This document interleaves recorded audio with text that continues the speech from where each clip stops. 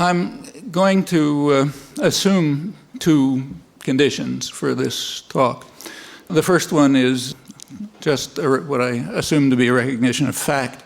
That is that the events of September 11th were a horrendous atrocity, probably the most devastating instant human toll of any crime in history outside of war.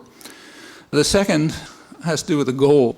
I'm assuming that our goal is that we're interested in reducing the likelihood of such crimes, whether they're against us or against someone else. If you don't accept those two assumptions, then what I say will not be addressed to you. If we do accept them, then a number of questions arise, closely related ones, which merit a good deal of thought. One question, and by far the most important one, is what is happening right now? Implicit in that is what we can do about it. Second has to do with the very common assumption that what happened on September 11th is a historic event, one which will change history. I tend to agree with that. I think it's true. It was a historic event, and the question we should be asking is exactly why. A third question has to do with the title, the War Against Terrorism. Exactly what is it? And there's a related question, namely, what is terrorism? Fourth question, which is narrower but important, has to do with the origins of the crimes of September 11th. And the fifth question that I want to talk a little about is what policy options there are in fighting this war against terrorism and dealing with the situations that led to it. Well, let's start with right now. I will talk about the situation in Afghanistan. I'll just keep to uncontroversial sources like the New York Times. According to the New York Times, there are 7 to 8 million people in Afghanistan on the verge of starvation. That was true actually before September 11th. They were surviving on international aid. On September 16th, the Times reported, I'm quoting it, that the United States demanded from Pakistan the elimination of truck convoys that provide much of the food and other supplies to Afghanistan's civilian population. As far as I could determine, there was no reaction in the United States, or for that matter in Europe, to the demand to impose massive starvation on millions of people. The threat of military strikes forced the removal of international aid workers that crippled the assistance programs. Actually, I'm quoting again from the New York Times. Refugees reaching Pakistan after arduous journeys from Afghanistan are describing scenes of desperation and fear at home as the threat of American-led military attacks turns their long-running misery into a potential catastrophe. The country was on a lifeline, and we just cut the line, quoting an evacuated aid worker in the New York Times Magazine. The World Food Program, the UN program, were able to resume after 3 weeks. In early October, they began to resume at a lower level, resume food shipment. They don't have international aid workers within, so the distribution system's hampered. That was suspended as soon as the bombing began. They then resumed, but at a lower pace, while aid agencies leveled scathing condemnations of U.S. airdrops, condemning them as propaganda tools, which are probably doing more harm than good. And that happens to be quoting from the London Financial Times, but it's easy to continue. After the first week of bombing, the New York Times reported in a back page inside a column on something else that by the arithmetic of the United Nations, there will soon be 7.5 million Afghans in acute need of even a loaf of bread. And there are only a few weeks left before the harsh winter will make deliveries to many areas totally impossible. Continuing to quote, but with bombs falling, the delivery rate is down to 1/2 of what is needed. Casual comment, which tells us that Western civilization is anticipating the slaughter of, well, do the arithmetic, 3 to 4 million people, something like that. On the same day, the leader of Western civilization dismissed with contempt, once again, offers of negotiation for delivery of the alleged target, Osama bin Laden, and a request for some evidence to substantiate the demand for total capitulation was dismissed. On the same day, the special rapporteur of the United Nations in charge of food pleaded with the United States to stop the bombing to try to save millions of victims. As far as I'm aware, that was unreported. The major aid agencies, Oxfam and other Christian Aid and others, joined in that plea. Didn't find a report in the New York Times. There was a line in the Boston Globe hidden in a story about another topic, Kashmir. I could easily go on. But all of that, first of all, indicates to us what's happening. It looks like what's happening is some kind of silent genocide. It also gives a good deal of insight into the elite culture, the culture that we're part of. It indicates that what will happen, we don't know, but plans are being made and programs implemented on the assumption that they may lead to the death of several million people in the next couple of weeks. Very casually, with no comment, no particular thought about it. That's just kind of normal here. And in a good part of Europe, not in the rest of the world. In fact, not even in much of Europe. So if you read the Irish press or the press in Scotland, say, that close, reactions are very different. That's what's happening now. What's happening now is very much under our control. We can do a lot to affect what's happening. And that's roughly it. Let's turn to the slightly more abstract questions, forgetting for the moment that we're in the midst of apparently trying to murder 3 or 4 million people. Not Taliban, of course, they're victims. Let's turn to the question of the historic event that took place in September 11th. And as I said, I think that's correct. It was a historic event. Not, unfortunately, because of its scale. Unpleasant to think about, but in terms of the scale, it's not that unusual. I did say it's probably the worst instant human toll of any crime, and that may be true. But there are terrorist crimes with effects a bit more drawn out that are much more extreme, unfortunately. Nevertheless, it's a historic event because there was a change. The change was the direction in which the guns were pointing. That's new, radically new. So it takes a U.S. history. The last time that the national territory of the United States was under attack, or for that matter, even threatened, was when the British burned down Washington in 1814. It was common to bring up Pearl Harbor, but that's not a good analogy. The Japanese bombed military bases in 2 U.S. colonies, not the national territory. Colonies which had been taken from their inhabitants in not a very pretty way. This is the national territory that's been attacked on a large scale. You can find a few fringe examples, but this is unique. During these close to 200 years, the United States expelled or mostly exterminated the indigenous population, it's many million people, conquered half of Mexico, carried out depredations all over the region, Central America, and sometimes beyond, conquered Hawaii and the Philippines, killing several 100,000 Filipinos in the process. Since the Second World War, it's extended its reach around the world in ways I don't have to describe, but it was always killing someone else. The fighting was somewhere else. It was others who were getting slaughtered, not here, not the national territory. In the case of Europe, the change is even more dramatic because its history is even more horrendous than ours. We are an offshoot of Europe, basically. For hundreds of years, Europe has been casually slaughtering people all over the world. That's how they conquered the world, not by handing out candy to babies. During this period, Europe did suffer murderous wars. But that was European killers murdering one another. The main sport of Europe for hundreds of years was slaughtering one another. The only reason it came to an end in 1945 had nothing to do with democracies not making war on each other and other fashionable notions. It had to do with the fact that everyone understood that the next time they play the game, it's going to be the end for the world. because the Europeans, including us, had developed such massive weapons of destruction that game just has to be over.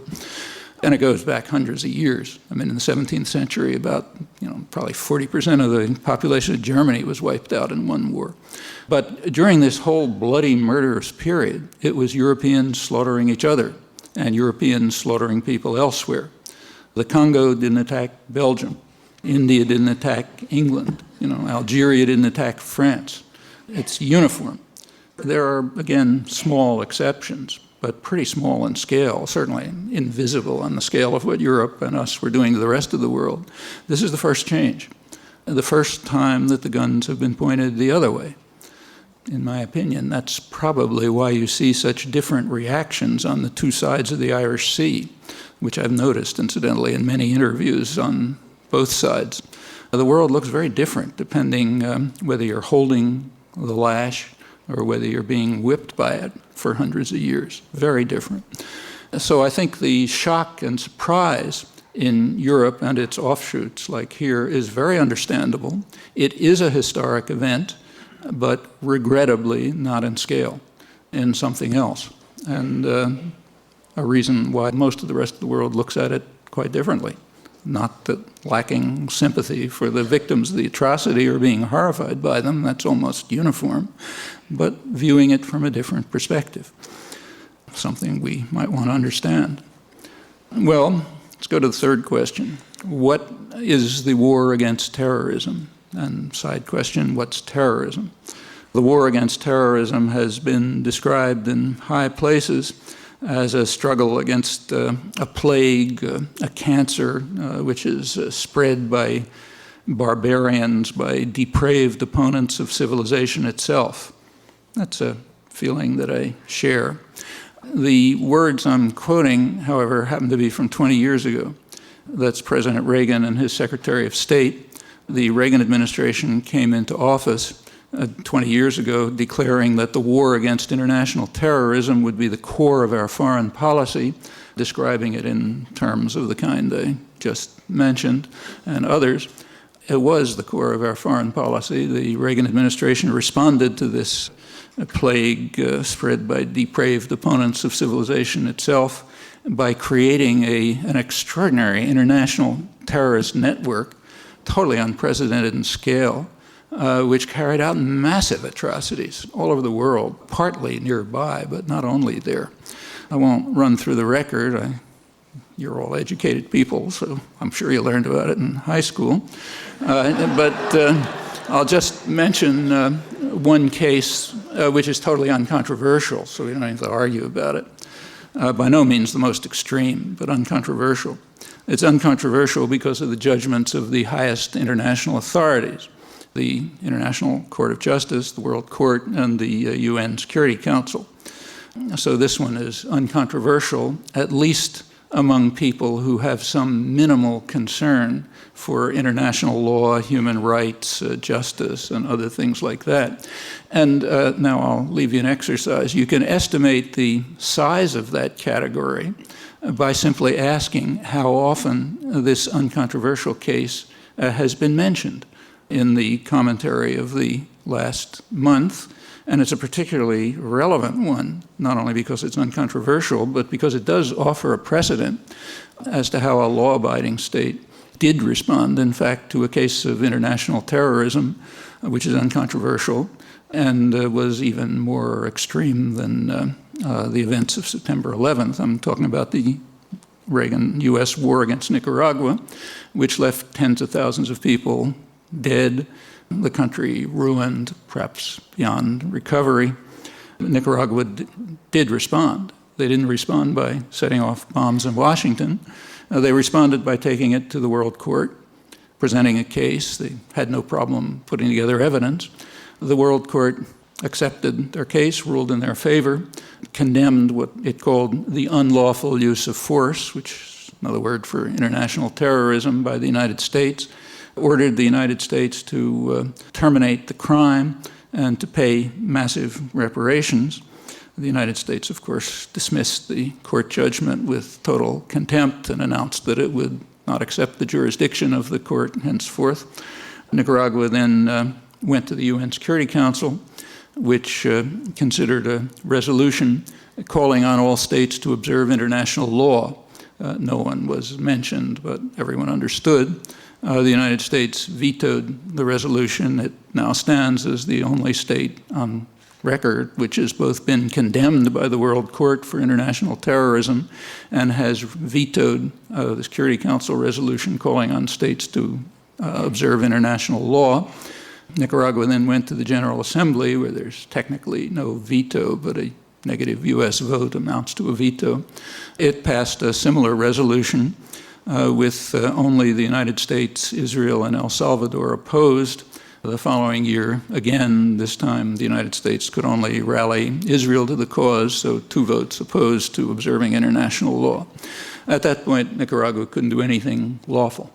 It tried all the measures. They don't work in a world that is ruled by force. This case, I must say, is uncontroversial, but it's by no means the most extreme.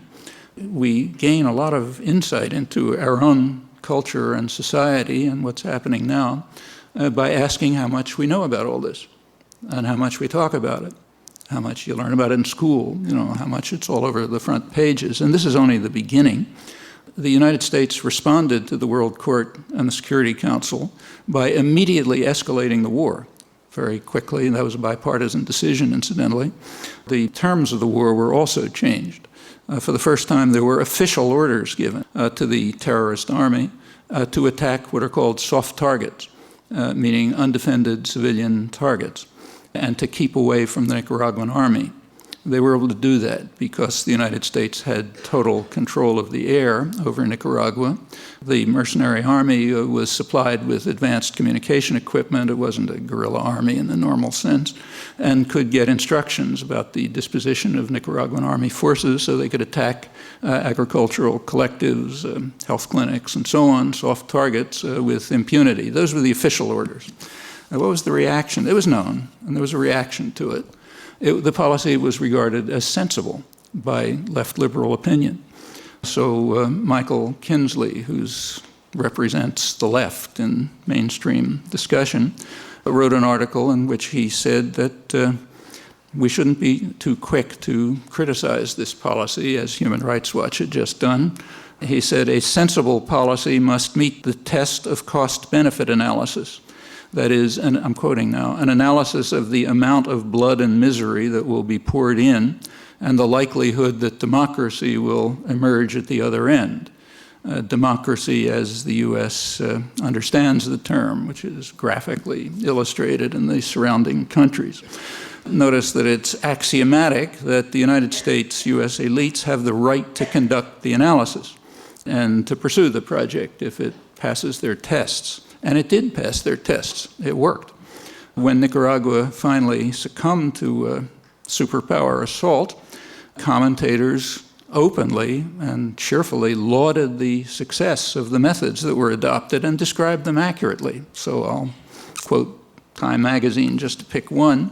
Lauded the success of the methods adopted to wreck the economy and prosecute a long and deadly proxy war until the exhausted natives overthrow the unwanted government themselves with a cost to us that is minimal, and leaving the victims with wrecked bridges, sabotaged power stations, and ruined farms, and thus providing the U.S. candidate with a winning issue, ending the impoverishment of the people of Nicaragua. The New York Times had a headline saying, Americans united in joy at this outcome. That's the culture in which we live. And it reveals several facts. One is the fact that terrorism works. It doesn't fail. It works. Violence usually works. That's world history. Secondly, it's a very serious analytic error to say, as is commonly done, that terrorism is a weapon of the weak. Like other means of violence, it's primarily a weapon of the strong, overwhelmingly, in fact. It is held to be a weapon of the weak because the strong also control the doctrinal systems, and their terror doesn't count as terror. That's close to universal. I can't think of an exception, historical exception. Even the worst mass murderers viewed the world that way. So take the Nazis. They weren't carrying out terror in occupied Europe.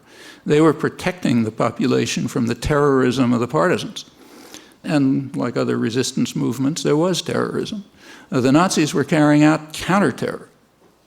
Furthermore, the United States essentially agreed with that. After the war, the U.S. Army did extensive studies of Nazi counter-terror operations in Europe. First, I should say that the U.S. picked them up and began carrying them out itself, often against the same targets, the former resistance. But the military also studied the Nazi methods, published interesting studies, sometimes critical of them because they were inefficiently carried out. So there's a critical analysis of, they didn't do this right, didn't do that right. But those methods, with the advice of Wehrmacht officers who were brought over here, became the manuals of counterinsurgency, of counterterror, of low-intensity conflict, as it's called, and are the manuals and are the procedures that are being used. So it's not just that the Nazis did it, it's that it was regarded as the right thing to do by the leaders of Western civilization, that is us, who then proceeded to do it themselves. Terrorism is not the weapon of the weak. It is the weapon of those who are against us, whoever us happens to be. And if you can find a historical exception to that, I'd be interested in seeing it. That brings us back to the question, what is terrorism? I've been assuming we understand it, but what is it? Well, there happen to be some easy answers to this. There is an official definition. You can find it in the U.S. Code or in U.S. Army manuals. Brief statement of it, taken from a U.S. Army manual, is fair enough, is that terror is the calculated use of violence or the threat of violence to attain political or religious ideological goals through intimidation, coercion, or instilling fear. That's terrorism. That's a fair enough definition. I think it's reasonable to accept that. The problem is it can't be accepted, because if you accept that, all the wrong consequences follow. Now, there is a major effort right now at the UN to try to develop a comprehensive treaty on terrorism. When Kofi Annan got the Nobel Prize, you'll notice he was reported as saying we should stop wasting time on this and really get down to it. But there's a problem. If you use the official definition of terrorism in the comprehensive treaty, you're going to get completely the wrong results. So that can't be done. In fact, it's even worse than that. If you take a look at the definition of low-intensity warfare, which is official U.S. policy, you find that it's a very close paraphrase of what I just read. In fact, low-intensity conflict is just another name for terrorism. That's why all countries, as far as I know, call whatever horrendous acts they're carrying out counterterrorism. We happen to call it counterinsurgency or low-intensity conflict. So that's a serious problem. You can't use the actual definitions. You got to carefully find a definition that doesn't have all the wrong consequences. There are some other problems. Some of them came up in December 1987 at the peak of the first war on terrorism. That's when furor over the plague was peaking. And the United Nations General Assembly passed a very strong resolution against terrorism, condemning the plague in the strongest terms, calling on every state to fight against it in every possible way. It passed unanimously. One country, Honduras, abstained. 2 votes against, the usual 2, United States and Israel.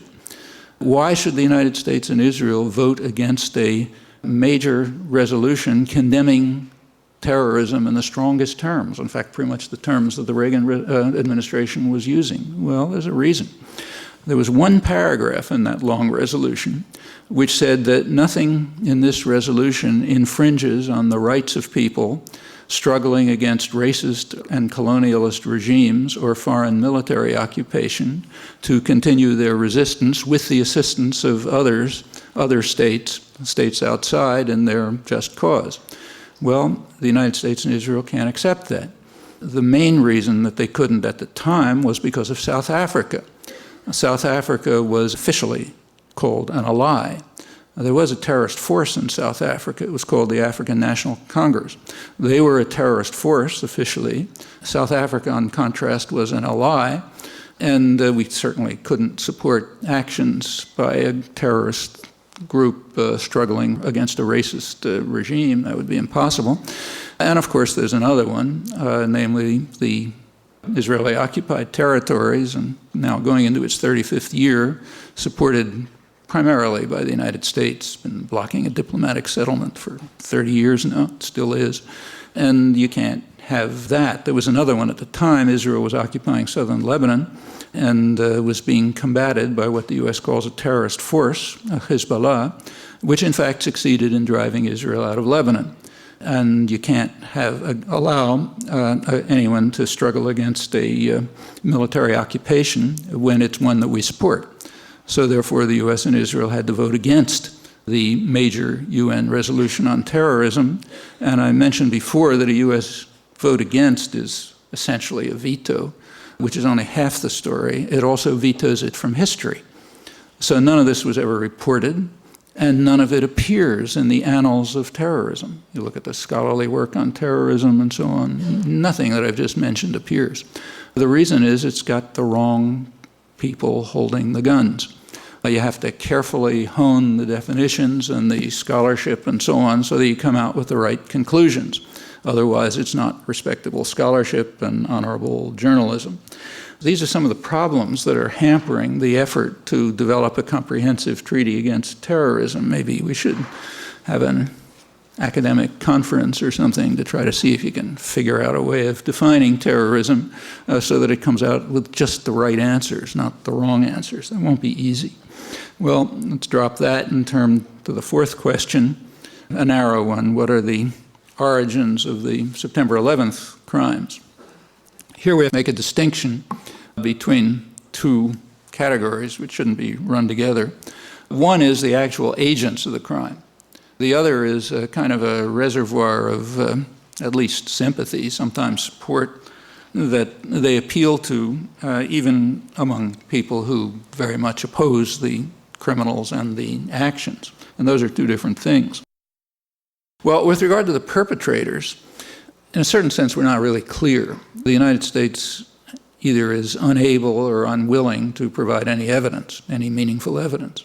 There was a sort of a play when Tony Blair was set up to try to present it. I don't exactly know what the purpose of this was, maybe so that the U.S. could look as though it's holding back on some secret evidence that it can't reveal, or that Tony Blair could strike proper Churchillian poses or something or other. Whatever the PR reasons were, he gave a presentation which was, in serious circles, considered so absurd that it was barely even mentioned. So the Wall Street Journal, for example, one of the more serious papers, had a small story on page 12, I think, in which they pointed out that there isn't much evidence, and then they quoted some high U.S. official as saying it doesn't even matter whether there's any evidence because we're going to do it anyway. So why bother with the evidence? The more ideological press, like the New York Times and others, they had big front-page headlines. But the Wall Street Journal reaction was reasonable, and if you look at the evidence, so-called evidence, you can see why. But let's assume it's true. It was astonishing to me how weak the evidence was. I mean, I sort of thought you could do better than that without any intelligence service. In fact, remember, this was after weeks of the most intensive investigation in history of all the intelligence services of the Western world working overtime trying to put something together. And it was a prima facie, it was a very strong case, even before you had anything. And it ended up about where it started, with a prima facie case. So let's assume it's true. So let's assume that the actual perpetrators come from the radical Islamic, here called fundamentalist, networks, of which the bin Laden network is undoubtedly a significant part. Whether they were involved or not, nobody knows. It doesn't really matter much. That's the background, those networks. Well, where do they come from? Well, we know all about that. Nobody knows about that better than the CIA because it helped organize them. And it nurtured them for a long time. They were brought together in the 1980s, actually, by the CIA and its associates elsewhere. Pakistan, Britain, France, Saudi Arabia, Egypt. China was involved. They may have even been involved a little bit earlier, maybe by 1978. The idea was to try to harass the Russians, the common enemy. According to President Carter's national security advisor, Zbigniew Brzezinski, The U.S. got involved in mid-1979. You remember, just to put the dates right, that Russia invaded Afghanistan in December 1979. Okay. According to Brzezinski, the U.S. support for the Mujahideen fighting against the government began in 6 months earlier, and he's very proud of that. He says we drew the Russians into, in his words, an Afghan trap by supporting the Mujahideen, getting them to invade, getting into the trap. Then we could develop this terrific mercenary army, not a small one, maybe 100,000 men or so, bringing together the best killers they could find, who were radical Islamist fanatics from around North Africa, Saudi Arabia, anywhere they can find them. They're often called the Afghanis, but many of them, like bin Laden, were not Afghans. They were brought by the CIA and its friends elsewhere. Whether Brzezinski is telling the truth or not, I don't know. He may have been bragging. He's apparently very proud of it, knowing the consequences, incidentally. But maybe it's true. We'll know someday if the documents are ever released. Anyway, that's his perception. By January 1980, it's not even in doubt. The U.S. was organizing the Afghanis and this massive military force to try to cause the Russians maximal trouble. It was a legitimate thing for the Afghans to fight the Russian invasion, but the U.S. intervention was not helping the Afghans. In fact, it helped destroy the country and much more. It did force the Russians to withdraw, finally, although many analysts believe it probably delayed their withdrawal because they were trying to get out already. Anyway, whatever, they did withdraw. Meanwhile, the terrorist forces that the CIA was organizing, arming, and training, were pursuing their own agenda right away. It was no secret. One of their first acts was in 1981 when they assassinated the president of Egypt, who was one of the most enthusiastic of their creators. In 1983, one suicide bomber, who may or may not have been connected, it's pretty shadowy, nobody knows, but one suicide bomber drove the U.S. Army military out of Lebanon. And it continued. They have their own agenda. The U.S. was happy to mobilize them to fight its cause, but meanwhile they're doing their own thing, and they were very clear about it. After 1989, when the Russians had withdrawn, they simply turned elsewhere. Since then, they've been fighting in Chechnya, in Western China, and Bosnia, Kashmir, Southeast Asia, North Africa, all over the place. They're telling us just what they think. The United States wants to silence the one free television channel in the Arab world because it's broadcasting a whole range of things, from Powell over to Osama bin Laden. So the U.S. is now joining the repressive regimes of the Arab world to try to shut it up.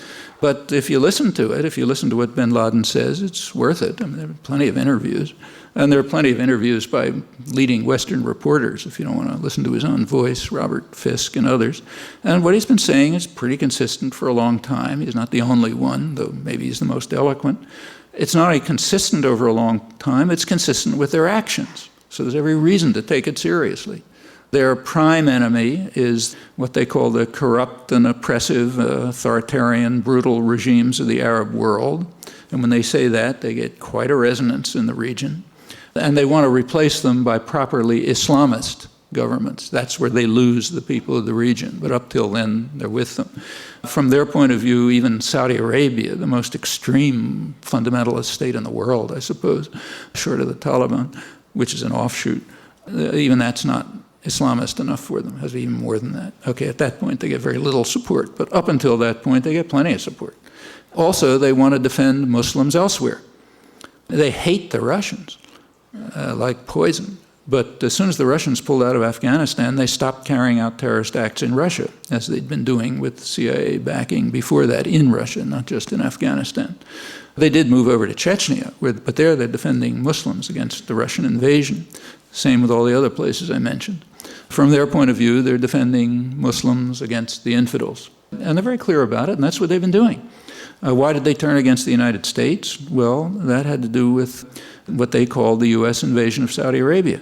In 1990, the U.S. established permanent military bases in Saudi Arabia, which, from their point of view, is comparable to the Russian invasion of Afghanistan, except that Saudi Arabia is way more important. That's the home of the holiest sites of Islam. And that's when their activities turned against the United States. Recall that in 1993, they tried to blow up the World Trade Center.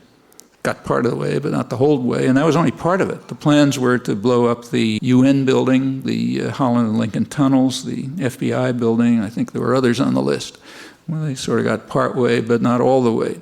The person who was jailed for that, finally, among the people who was jailed, was an Egyptian cleric who had been brought into the United States over the objections of the Immigration Service, thanks to the intervention of the CIA, which wanted to help out their friend. A couple of years later, he was blowing up the World Trade Center. And this has been going on all over. I'm not going to run through the list, but if you want to understand it, it's consistent. It's a consistent picture. It's described in words. It's revealed in practice for 20 years. No reason not to take it seriously. That's the first category, the likely perpetrators. What about the reservoir of support? Well, it's not hard to find out what that is. One of the good things that's happened since September 11th is that some of the press and some discussion has begun to open up to some of these things. The best one, to my knowledge, is the Wall Street Journal, which right away began to run, within a couple of days, serious reports, searching serious reports on the reasons why people of the region, even if they hate bin Laden and despise everything he's doing, nevertheless support him in many ways and even regard him as the conscience of Islam, as one said. Now, the Wall Street Journal and others they're not surveying public opinion. They're surveying the opinion of their friends, bankers, professionals, international lawyers, businessmen tied to the United States, people who they interview in McDonald's restaurants, which is an elegant restaurant there, wearing fancy American clothes. That's the people they're interviewing, because they want to find out what their attitudes are. And their attitudes are very explicit and very clear, and in many ways consonant with the message of bin Laden and others. They are very angry at the United States because of its support of authoritarian and brutal regimes, its intervention to block any move towards democracy, its intervention to stop economic development, its policies of devastating the civilian society of Iraq while strengthening Saddam Hussein.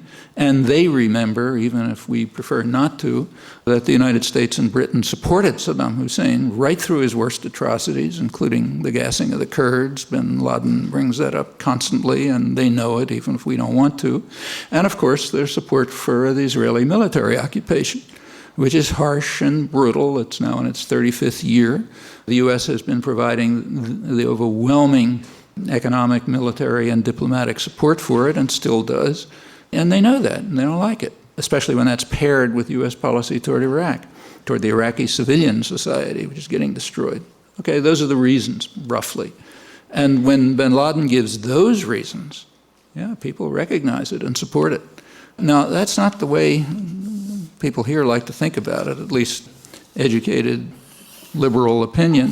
They like the following line, which has been all over the press, mostly from left liberals, incidentally. I haven't done a real study, but I think right-wing opinion has generally been more honest. But if you look at, say, at the New York Times, the first op-ed they ran by Ronald Steele, a serious left liberal intellectual, he asked, why do they hate us? This is the same day, I think, that the Wall Street Journal was running the survey on why they hate us. So he says, they hate us because we champion a new world order of capitalism, individualism, secularism, and democracy that should be the norm everywhere. That's why they hate us. Same day, the Wall Street Journal is surveying the opinions of bankers, professionals, international lawyers, and saying, look, we hate you because you're blocking democracy, you're preventing economic development, you're supporting brutal regimes, terrorist regimes, and you're doing these horrible things in the region. A couple of days later, Anthony Lewis, way out on the left, explained that the terrorists seek only apocalyptic nihilism, and nothing we do matters. The only consequence of our actions, he says, that could be harmful is that it makes it harder for Arabs to join in the coalition's anti-terrorism effort. But beyond that, everything we do is irrelevant. Well, that's got the advantage of being sort of comforting, makes you feel good about yourself and how wonderful you are. It enables us to evade the consequences of our actions. It has a couple of defects.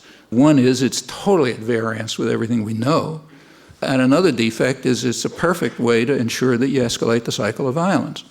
If you want to live with your head buried in the sand and pretend they hate us because they're opposed to globalization, that's why they killed Sadat 20 years ago and fought the Russians and tried to blow up the World Trade Center in 1993. And these are all people who are right in the midst of what the corporate globalization. But if you want to believe that, yeah, it's comforting. And it's a great way to make sure that violence escalates. That's tribal violence. You did something to me, I'll do something worse to you. I don't care what the reasons are, and we just keep going that way. That's a way to do it. Pretty much straight left liberal opinion. What are the policy options? There are a number. A narrow policy option from the beginning was to follow the advice of really far-out radicals like the Pope, and Vatican immediately said, look, it's a horrible terrorist crime. In the case of a crime, you try to find the perpetrators, you bring them to justice, you try them, you don't kill innocent civilians. Like if somebody robs my house and I think the guy who did it is probably in a neighborhood across the street, I don't go out with an assault rifle and kill everybody in that neighborhood. That's not the way you deal with a crime, whether it's a small crime like this one or a really massive one like the U.S. terrorist war against Nicaragua and even worse ones and others in between. And there are plenty of precedents for that. In fact, I mentioned a precedent, Nicaragua, a law-abiding state, which is presumably why we had to destroy it, which followed the right principles. Now, of course, it didn't get anywhere because it was running up against a power that wouldn't allow lawful procedures to be followed. But if the United States tried to pursue them, nobody would stop it. In fact, everyone would applaud. And there are plenty of other precedents. When the IRA set off bombs in London, which was a pretty serious business, apart from the fact that it was unfeasible, let's put that aside, one possible response would have been to destroy Boston, which is the source of most of the financing, and of course to wipe out West Belfast. Well, quite apart from feasibility, there would have been criminal idiocy. The way to deal with it was pretty much what they did. Find the perpetrators, bring them to trial, and look for the reasons. Because these things don't come out of nowhere. They come out of something. And whether it's a crime in the streets or a monstrous terrorist crime or anything else, there's reasons. And usually if you look at the reasons, some of them are legitimate and ought to be addressed. Independently of the crime, they ought to be addressed because they're legitimate. And that's the way you deal with it. It's many such examples. But there are problems with that. One problem is that the United States does not recognize the jurisdiction of international institutions, so it can't go to them. It has rejected the jurisdiction of the World Court. It's refused to ratify the International Criminal Court. It's powerful enough to set up a new court if it wants, so that wouldn't stop anything. But there's a problem with any kind of a court, namely you need evidence. You go to any kind of court, you're going to need some kind of evidence, not Tony Blair talking on television. And that's very hard. It may be impossible to find. It could be that the people who did it killed themselves. Nobody knows this better than the CIA. These are decentralized, non-hierarchic networks. They follow a principle that's called leaderless resistance. That's the principle that's been developed by the Christian right terrorists in the United States. It's called leaderless resistance. You have small groups that do things, they don't talk to anybody else. There's a kind of a general background of assumptions, and then you do it. Actually, people in the anti-war movement are very familiar with this. We just call it affinity groups. If you assume correctly that whatever your group you're in is being penetrated by the FBI, when something serious is happening, you don't do it in a meeting. You do it with some people you know and trust, an affinity group. And then it doesn't get penetrated. That's one of the reasons why the FBI has never been able to figure out what's going on in any of the popular movements. And other intelligence agencies are the same. They can't, That's leaderless resistance, or affinity groups and decentralized networks are extremely hard to penetrate. And it's quite possible that they just don't know. When Osama bin Laden claims he wasn't involved, that's entirely possible. In fact, it's pretty hard to imagine how a guy in a cave in Afghanistan who doesn't even have a radio or a telephone could have planned a highly sophisticated operation like that. chances are it's part of the background, like other leaderless resistance terrorist groups, which means it's going to be extremely hard to find evidence. The U.S. doesn't want to present evidence because it wants to be able to do it, to act without evidence. That's a crucial part of the reaction. You'll notice that the U.S. did not ask for Security Council authorization, which they probably could have gotten this time, not for pretty reasons, but because the other permanent members of the Security Council are also terrorist states. They are happy to join a coalition against what they call terror, namely in support of their own terror. Like Russia wasn't going to veto it, they love it. So the U.S. probably could have gotten Security Council authorization, but it didn't want it. And it didn't want it because it follows a long-standing principle, which is not George Bush. It was explicit in the Clinton administration, articulated, and it goes back much further. And that is that we have the right to act unilaterally. We don't want international authorization because we act unilaterally.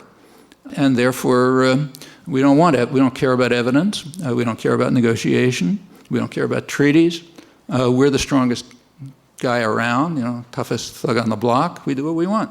Authorization is a bad thing, and therefore must be avoided. There's even a name for it in the technical literature. It's called establishing credibility. You have to establish credibility. That's an important factor in many policies. It was the official reason given for the war in the Balkans, and the most plausible reason. You want to know what credibility means? Ask your favorite mafia don. I'll explain to you what credibility means. And it's the same in international affairs, except, it's talked about in universities. You do it with big words and that sort of thing.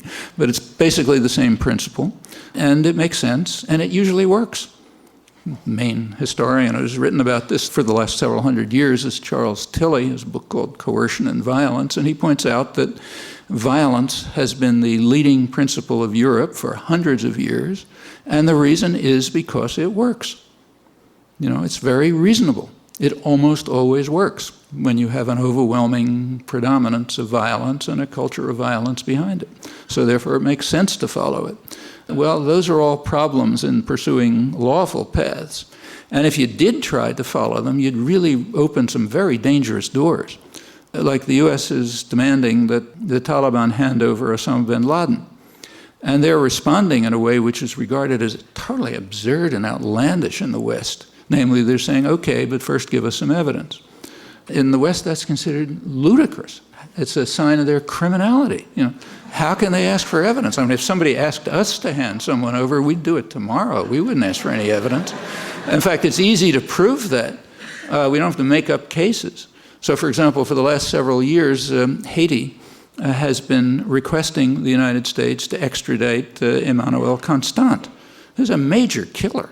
He was one of the leading figures in the slaughter of maybe 4,000 or 5,000 people in the years in the mid-90s under the military junta, which incidentally was being not so tacitly supported by the Bush and the Clinton administrations, contrary to illusions. Anyway, he's a leading killer. They got plenty of evidence, no problem about evidence. He's already been brought to trial and sentenced in Haiti, and they're asking the United States to turn him over. Well, I mean, do your own research. See how much discussion there's been of that. Actually, Haiti renewed the request. It wasn't even mentioned. Why should we turn over a convicted killer who was largely responsible for killing 4,000 or 5,000 people a couple of years ago? In fact, if we do turn him over, who knows what he'll say? Maybe he'll say that he was being funded by and helped by the CIA, which is probably true. We don't want to open that door. What about reactions in Afghanistan? The initial proposal, the initial rhetoric, was for a massive assault, which would kill many people visibly, and also an attack on other countries of the region. Well, the Bush administration wisely backed off from that. They were being told by every foreign leader, NATO, everyone else, every specialist, I suppose their own intelligence agencies, that would be the stupidest thing they could possibly do. It would simply be like opening recruiting offices for bin Laden all over the region. That's exactly what he wants, and it would be extremely harmful to their own interests. So they backed off that one. They're turning to what I described earlier, which is a kind of silent genocide. Well, I already said what I think about it. And I don't think anything has to be said. You can figure it out if you do the arithmetic.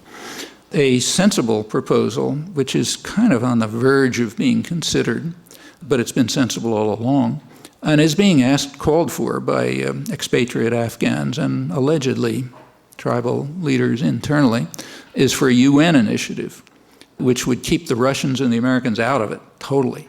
I mean, these are the two countries that have practically wiped the country out in the last 20 years. They should be out of it. They should provide massive reparations, but that's their only role. A UN initiative to bring together elements within Afghanistan that would try to construct something from the wreckage. It's conceivable that that could work with plenty of support and no interference. If the U.S. insists on running it, you might as well quit. We have a historical record on that one. You'll notice that the name of this operation, remember, at first it was going to be a crusade, but they backed off that because PR agents told them that wouldn't work. And then it was going to be infinite justice, but the PR agents said, wait a minute, you're sounding like you're divinity, so that wouldn't work. And then it was changed to enduring freedom. We know what that means, but nobody has yet pointed out, fortunately, that there's an ambiguity there. To endure means to suffer, and there are plenty of other people around the world who have endured what we call freedom. Again, fortunately, we have a very well-behaved, educated class, so nobody has yet pointed out this ambiguity. But if it's done, there'll be another problem to deal with. But if we can back off enough so that some more or less independent agency, maybe the UN, maybe credible NGOs, can take the lead in trying to reconstruct something from the wreckage with plenty of assistance, and we owe it to them, then maybe something would come out. Beyond that, there are other problems. We certainly want to reduce the level of terror, certainly not escalate it. There's one easy way to do that, and therefore it's never discussed, namely stop participating in it. That would automatically reduce the level of terror enormously, but that you can't discuss. Well, we ought to make it possible to discuss it. So that's one easy way to reduce the level of terror. Beyond that, we should rethink the kinds of policies, and Afghanistan's not the only one, in which we organize and train terrorist armies. That has effects. We're seeing some of the effects now. September 11th is one. Rethink it. Rethink the policies that are creating a reservoir of support. Exactly what the bankers and lawyers and so on are saying in places like Saudi Arabia, and on the streets it's much more bitter, as you can imagine. That's possible. Those policies aren't graven in stone. And furthermore, there are opportunities. It's hard to find many rays of light in the last couple of weeks, but one of them is that there is an increased openness. Lots of issues are open for discussion, even in elite circles, certainly among the general public, that were not a couple of weeks ago. That's dramatically the case. I mean, if a newspaper like, say, USA Today can run a very good article, serious article on life in the Gaza Strip, there's been a change. The things I mentioned in the Wall Street Journal, that's change. And among the general public, I think there's much more openness and willingness to think about things that were under the rug and so on. These are opportunities, and they should be used, at least by people who accept the goal of trying to reduce the level of violence and terror, including potential threats that are extremely severe, could make even September 11th pale into insignificance.